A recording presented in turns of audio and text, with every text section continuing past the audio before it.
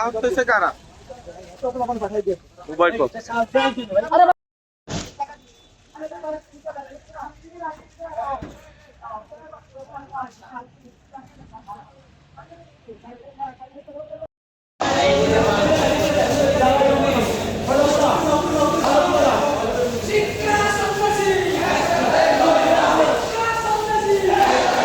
স্যারকে বলে এসেছি এবং তাদের উপস্থিতিতে আক্রমণটা হয়েছে। তারা নিবৃত্ত করার চেষ্টা করেছে, তাদেরকে ছাত্রদল সন্ত্রাসীরা কোনোভাবে সেটা নিবৃত্ত হতে চায়নি। তারা এটা উগ্রভাবে এটা আক্রমণ করার চেষ্টা করেছে।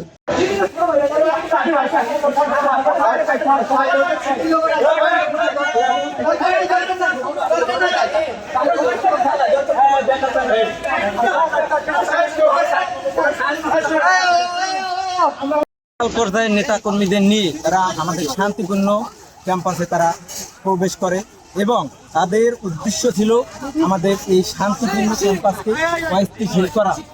আমরা দেখতে পেয়েছি যে বাংলাদেশের বিভিন্ন ক্যাম্পাসগুলোতে যে সন্ত্রাসী